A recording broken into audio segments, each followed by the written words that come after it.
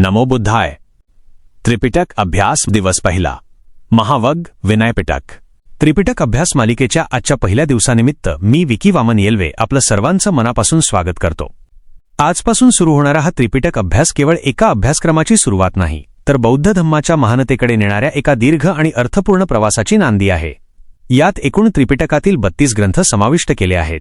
आज तुमच्यासमोर त्रिपिटकाचा 1 महिन्याचा प्राथमिक अभ्यासक्रम सादर करताना मला विशेष समाधान वाटते, कारण हा अभ्यास धर्म सांगण्यासाठी नसून धम्म समजून घेण्यासाठी आहे. आज आपण जे शिकणार आहोत ते केवळ वाचण्यासाठी नाही, तर जीवनात उतरवण्यासाठी आहे. म्हणूनच चला, या महान धम्म परंपरेच्या पहिल्या पायरीवर आपण आज एकत्र उभे राहूया. विनयपिटकातील महावग्ग हा खंदक विभागाचा पहिला भाग असून त्यामध्ये एकूण 10 प्रमुख खंदके समाविष्ट आहेत. हे खंदके बुद्धांच्या बोधिप्राप्तीनंतरच्या घटनांपासून सुरू होतात आणि संघाच्या दैनंदिन शिस्ती, नियम व आचरणापर्यंत विस्तारलेले आहेत. महावग्ग हा केवळ नियमांचा संग्रह नसून संघजीवनाची रचना, त्यामागील कारणमीमांसा आणि मानवी करुणेचा दृष्टिकोन स्पष्ट करणारा जिवंत दस्तऐवज आहे. महावग्गातील पहिला खंदक म्हणजे महाखंदक. या खंदकात बुद्धांची बोधिप्राप्ती, इसिपतन, सारनाथ येथे दिलेले पहिले प्रवचन म्हणजेच धम्मचक्कपवत्तन, संघाची स्थापना आणि उपसंपदेचे मूलभूत नियम यांचे सविस्तर वर्णन येते. इथूनच संघजीवनाचा प्रवास सुरू होतो. बुद्धांनी ज्ञानप्राप्तीनंतर ते ज्ञान स्वतःपुरते न ठेवता मानवतेच्या कल्याणासाठी कसे खुले केले याचे हे पहिले दर्शन आहे. दुसरा खंदक उपोसथक खंदक असून त्यामध्ये अमावस्या आणि पौर्णिमेच्या दिवशी पातिमुखाचे पठण करण्याची परंपरा आणि त्यासंबंधीचे नियम दिलेले आहेत. उपोसथ म्हणजे आत्मपरीक्षण, आत्मशुद्धी आणि संघाच्या नैतिक आरोग्याची तपासणी.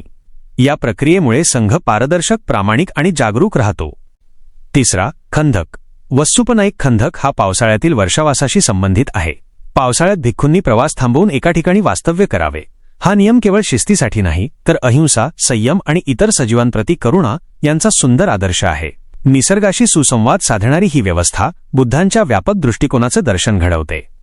चौथा खंदक पवारणाक खंदक असून वर्षावास संपल्यानंतर भिक्खूंनी एकमेकांकडून प्रामाणिक टीका स्वीकारण्याची पद्धत येथे सांगितलेली आहे. पवारणा म्हणजे अहंकाराचा त्याग करून आत्मशुद्धीचा स्वीकार. इथे दोष लपवले जात नाहीत, तर सुधारण्याची संधी दिली जाते. पाचवा खंदक चम्मक खंदक आहे. यात चामडे आणि त्यापासून बनवलेल्या वस्तूंच्या वापराबाबतचे नियम सांगितले आहेत. साधेपणा, गरजेपुरतेच वापर आणि विलासापासून दूर राहणे हे संघजीवनाचे मूलतत्व येथे स्पष्ट होते.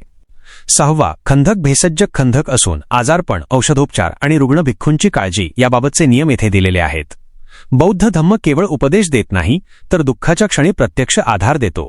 करुणेची ही व्यावहारिक अंमलबजावणी महावग्गात ठळकपणे दिसते. सातवा खंदक कठीण खंदक आहे. कठीणचीवर संघातील एकात्मता आणि नियमक्षेम यांचे तपशील येथे येतात. कठीण हा केवळ वस्त्रविधी नसून संघातील सहकार्य, विश्वास आणि सामूहिक आनंदाचा उत्सव आहे. आठवा खंदक चिवरक खंदक असून भिक्खूंच्या वस्त्रांबाबतचे सविस्तर नियम येथे दिलेले आहेत. गरज, मर्यादा आणि समतोल यांचा सुंदर समन्वय या नियमांमध्ये दिसून येतो. साधेपणाच खरा सौंदर्याचा मार्ग आहे हा संदेश येथे प्रकर्षाने उमटतो. नववा खंदक चंपावादक खंदक असून चंपा शहरातील संघविवाद आणि त्याचे निराकरण याचे वर्णन येथे आहे. मतभेद हे नैसर्गिक असतात, पण त्यांचे निराकरण कसे करावे हे बुद्धांनी संघाला शिकवले. शिस्त म्हणजे दडपशाही नव्हे, तर समजूत आणि संवाद आहे हे येथे स्पष्ट होते.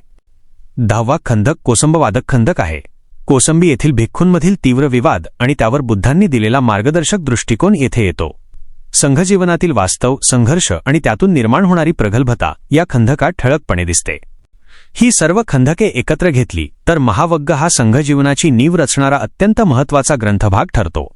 बौद्ध धम्माची महानता कुठल्याही चमत्कारात किंवा अलौकिक दाव्यांत नाही, तर मानवी वास्तव स्वीकारण्यात आहे. बुद्धांनी दुःख झाकले नाही, नाकारले नाही. त्यांनी स्पष्टपणे सांगितले की दुःख आहे आणि हेच सत्य स्वीकारणे म्हणजे धम्माची सुरुवात आहे. आजच्या काळात माणूस सतत आनंद दाखवण्याच्या स्पर्धेत आहे आणि दुःख लपवण्याचा प्रयत्न करतो. अशावेळी बौद्ध धम्म दुःख समजून घेण्याचे धैर्य देतो. स्वतःच्या अंतःकरणाशी प्रामाणिक राहण्याची ही ताकद म्हणजेच बौद्ध धम्माची खरी महानता आहे. त्रिपिटक हा केवळ ग्रंथांचा संग्रह नाही. सुत्तपिटक संवाद साधतो, अभिधम्म मनाच्या खोल थरांपर्यंत घेऊन जातो आणि विनयपिटक आपल्याला सांगतो की प्रबुद्ध जीवन प्रत्यक्षात कसे जगायचे. म्हणूनच त्रिपिटकाचा अभ्यास म्हणजे स्वतःच्या जीवन पद्धतीचा अभ्यास आहे. महावग्ग हा बौद्ध धम्माच्या महानतेचा ठोस पुरावा आहे. येथे बुद्ध आदेश लादताना दिसत नाहीत, तर समज निर्माण करताना दिसतात. संघाची रचना भीतीवर नाही, तर जागरूकता आणि करुणेवर उभी आहे. एही भिक्खू हे शब्द या समावेशकतेचे प्रतीक आहेत. जन्म, जात, संपत्ती किंवा ओळख न पाहता जो मुक्तीच्या दिशेने चालायला तयार आहे त्याच्यासाठी हा मार्ग खुला आहे. महावग्गातील प्रत्येक नियम करुणेपासून जन्माला आलेला आहे. इथे शिक्षा नाही तर प्रायश्चित्त आहे. तिरस्कार नाही तर सुधारण्याची संधी आहे. बौद्ध धम्म माणसाला मोडत नाही तर घडवतो. संघ ही केवळ धार्मिक संस्था नसून बौद्ध धम्माची जिवंत प्रयोगशाळा आहे, जिथे समानता, परस्पर आदर आणि सामूहिक जबाबदारी यांचा सतत सराव होतो.